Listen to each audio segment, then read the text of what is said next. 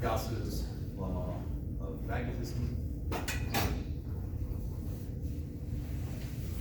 That the magnetic flux through a closed surface is equal to 0.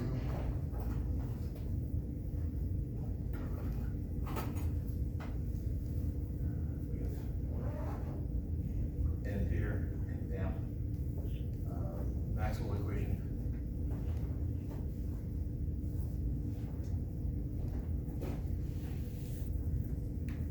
That the integral E dot L mu naught I plus mu naught epsilon naught.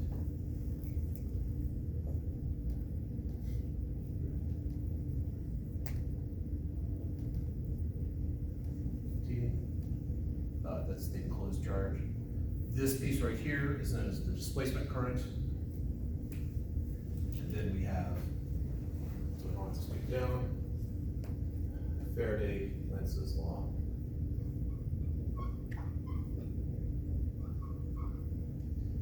And then the integral of E dot L is equal to the negative 5p T. All right. And in the traditional textbooks, they just call it Ampere's law and Faraday's law, but I still think that Maxwell and Lenz deserve some credit in there. The ditto mark 0 for Gauss. And there's a video where I actually derive at least one of those Gauss's laws. Do you know the timeline of like Maxwell and Lenz were before Faraday and Ampere? Maxwell came out with this stuff somewhere around our Civil War, I think 1860 to 1870, somewhere in there. Faraday was around in 1820s, 1830s. And those are the only two I can really pick. Now, Lenz was a contemporary of Faraday, I believe, and I'm not sure when Ampere showed up. Probably also the 19th century. Were they all, not all, were Maxwell and Lenz American? No, none of them. None of them American? Yeah. Lenz, I'm pretty sure, was Russian. Faraday was English. Maxwell, English. Ampere, French. Gauss, German. Or whatever they, Prussian, whatever they were. So. What did you call that thing on the right? The displacement current. Oh. The current that is produced because of basically current getting, charges being displaced.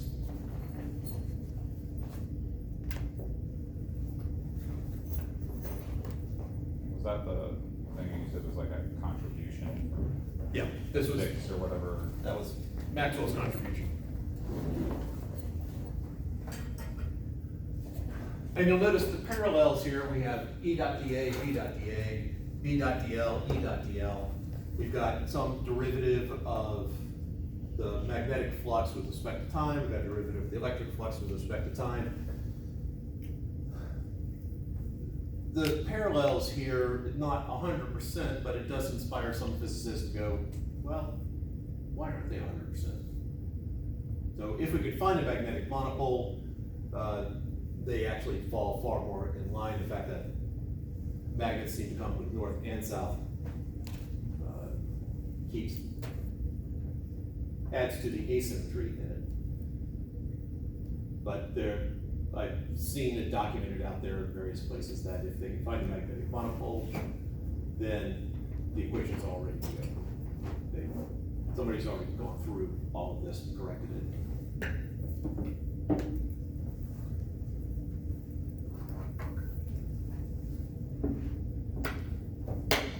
All right, I don't know if I got to the implications of this, so if it's a repeat, I apologize. So if I have a charge here, Q, just assume it's positive, the electric field goes off in all directions. Bless you. So if I'm standing right here, so I'm at point P, I'm experiencing the electric field pointing into the fourth quadrant, the way I've drawn it. if Q moves, so Q moves over to here, my electric field is now pointing in that direction. So I have a change in my electric field just by charge Q moving. So if my electric field changes, the electric flux changes. If the electric flux changes, then I'm creating a magnetic field. Because a magnetic field can be created not only from a charge moving, in other words, a traditional current, but it also can be created by a change in the electric field, or electric flux. So Q moves. That causes a change in the electric field, which causes a change in the electric flux, which creates a magnetic field. Now, if Q is oscillating back and forth, so now Q comes back over to here, I'll have a change in the change in the electric field, and a change in the change in the electric flux, and a change in the magnetic field. The change in the magnetic field will cause a change in the magnetic flux. A change in the magnetic flux will cause an electric field. Change in magnetic flux causes an electric field. So if Q is oscillating back and forth, so if Q then moves back, well, I get a change in the change in the change of the electric field, which causes a change in the change of the electric flux, which causes a change in the change in the magnetic field, causes a change in the change of the magnetic flux, which causes a change in the electric field, and we start a cycle. So just a very broad overview here of the fact that if I can get an electric field to change in some regular basis, I can create a magnetic field, which creates an electric field, which creates a magnetic field. I have a self-propagating wave.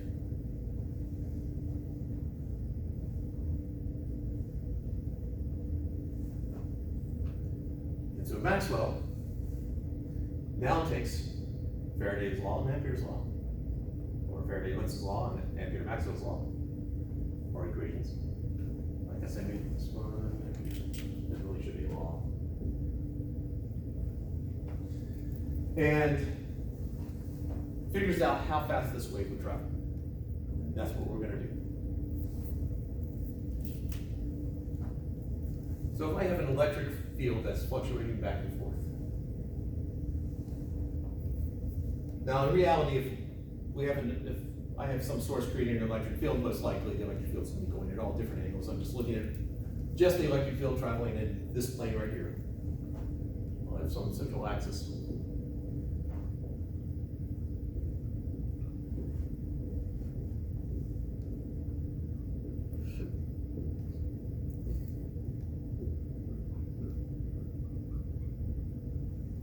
And so on. So I have an electric field that is propagating off. It is creating a magnetic field that, for reasons I won't go into, that are perpendicular to it. So my drawing next is going to be the magnetic field that's propagating, and it's going to be coming out and into the board. So this is my attempt at a three-dimensional drawing in 2 dimensions.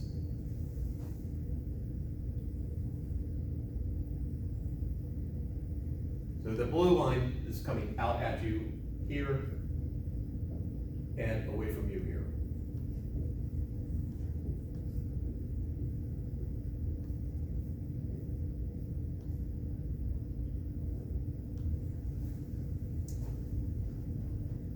So this is my magnetic field. My electric field. So I have to somehow be able to describe these. These are, at least the way I've drawn it, hopefully clearly some sort of sine or cosine. And I'm going to go with sine because I started at 0, but it doesn't have to be. Just pick one. So what is the generic equation of a wave?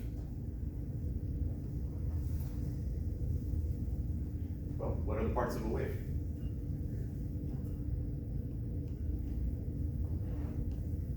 Flashback to 251. The trough or something. Okay, there's a trough. Okay, there's a wavelength. Wavelength and Oscillation? No. Well, there would be oscillations.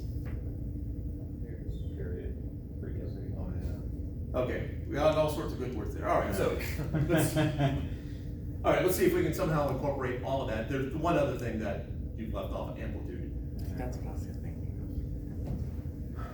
So I have P is equal to the sine of Q.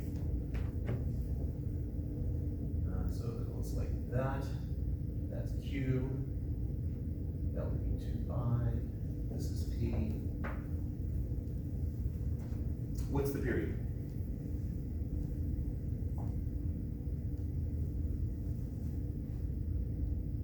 It's how long it takes for it to go back to its starting position.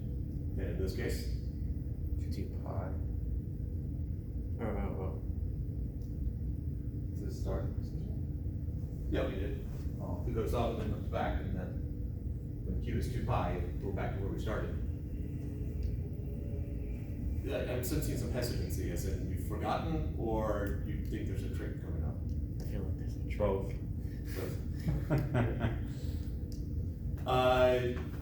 Circle 2 pi radians. So you go around 2 pi, back to where you started. Yes. Yep. All right, everyone's good at that. Yep. Okay. What's the wavelength? Half of that. No, it's 1 over 2 pi. Right. No, that's, It's amplitude.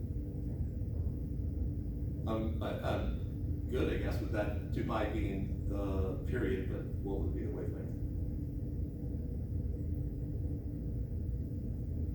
I don't remember the equations. Or is 2 pi the wavelength? No. What is a wavelength? It's like from where it makes one full revolution, or in that When it gets case. back to where it started? Yeah. Then wouldn't So the wavelength it'd be 2 pi, long? yeah. But you said it was a period, didn't you? I guess it's both. No. I don't know. Is it not 1 over the period? That's the wavelength. No, that's the frequency. I've asked this question for many, many classes, 152 and 252, and generally stumps almost all of them. And I think the reason why, and assuming that this part has not changed in teaching math, in math class, when you're asked to find the period or you're asked to find the wavelength, it's not ambiguous. I mean, you figure it out based upon what's there. You basically look at the coefficient of Q. It's 2 pi divided by whatever the coefficient of Q is. In this case, the coefficient is 1. You get 2 pi. There's your answer. How do we know it's one? Because there's no. They implied 1 because there's nothing there. Oh. But in math class, I don't recall there ever being a problem where you have an equation of a wave where you have to figure out the period and the wavelength both. And it's possible that it has changed, and sometime in the past several decades. But based upon student responses, I'm guessing it's not. So we have to somehow deal with that fact that I have a wave here. This makes it look like it's just sort of sitting like this, but if I'm here, this wave is moving along this way, and I'm gonna see the wave move up and then move down. If I want to figure out what the actual size of the electric field is, I need to be able to somehow take time into account and position. Now, is 2 pi the period or the wavelength? Well, that really depends upon what Q is. If Q is a time, this is the period. If Q is a length, that's the wavelength. But I have to somehow take it into account. And so we have a generic equation for a wave or a traveling wave. My electric field through E sub m for the magnitude of the electric field, or the amplitude, really. Actually, because of the habits I've gotten into, I'm going to make that E sub 0. times the sine or cosine kx minus omega t plus phi.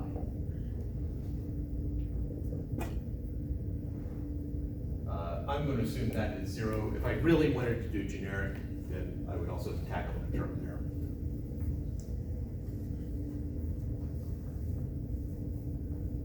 If you're using the LabQuest, you have the sensor in one spot. Position's not the, well, actually, you're mapping position, not electric field.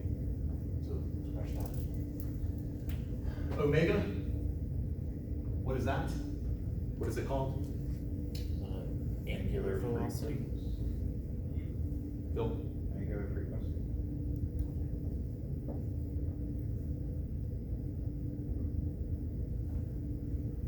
What's the relationship between angular frequency and frequency? One's like circle. Okay. The radius with angular frequency. Looks good. It's like the radius scales it. Like revolutions per minute. Well, they could be RPMs for angular frequency, typically radians per second in SI units. Mathematically, what's the relationship between frequency and angular frequency?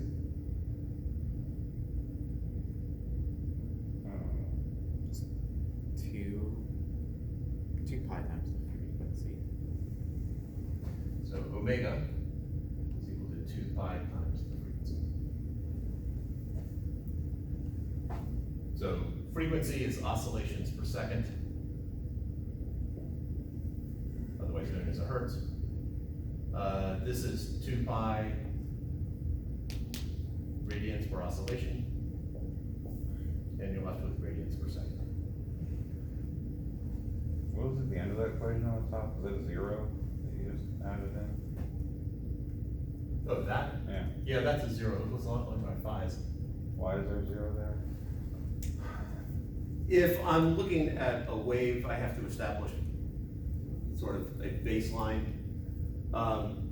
This just describes how it oscillates off of the mean, and so that would be the mean. Oh. Are we centered it on the axis, or is it above the axis, below the axis? That I'm just going to make that 0. It's kind of like a y-intercept. Yeah, in some sense. What's the A sub 0? The amplitude. That's how big the electric field is. Okay. Why don't you just put A? Does it matter? Because I'm going to have a magnetic field also, so I need to somehow differentiate. K. You dealt with that?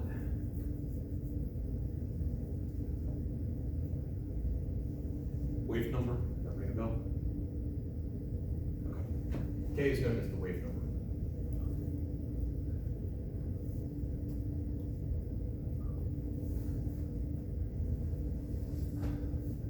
So I know that the period is 2 pi divided by omega. So if you think about it, if I have a dial if I have an arrow that's spinning around,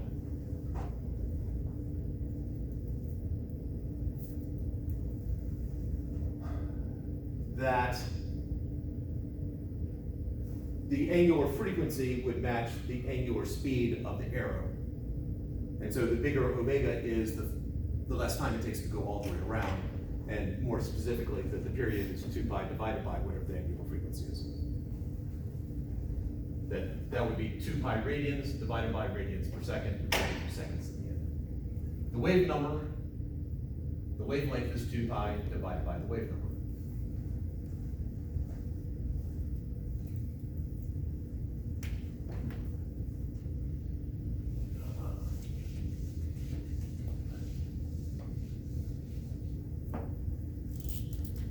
So if I want to figure out the speed of a wave, well, what's the generic formula for speed, or average speed? Distance over time. Change in distance over time. And so if I'm talking about the speed of a wave, well, in one period, the time it takes to create a wave is traveled the wavelength. So in one period, it would be the wavelength divided by the period, which is lambda times 1 over the period. In other words, the frequency. And so this is 2 pi over k. times omega over 2 pi. And we're just left with omega over k. So the speed of a wave should just be the angular frequency divided by the wave number. So I'm going to write that up in the corner over here because we will come back to that. Speed of a wave, omega divided by k.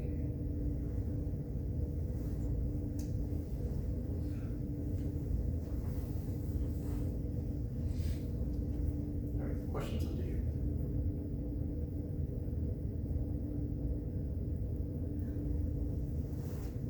Let's get rid of some of the stuff.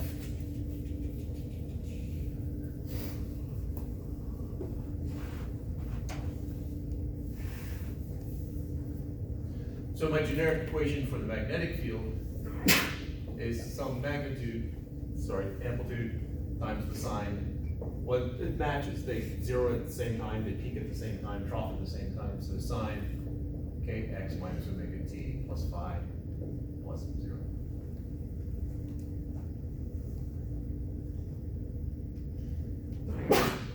Plus. So what I want to do now is I actually want to apply some physics laws. So what I'm going to do is I'm going to take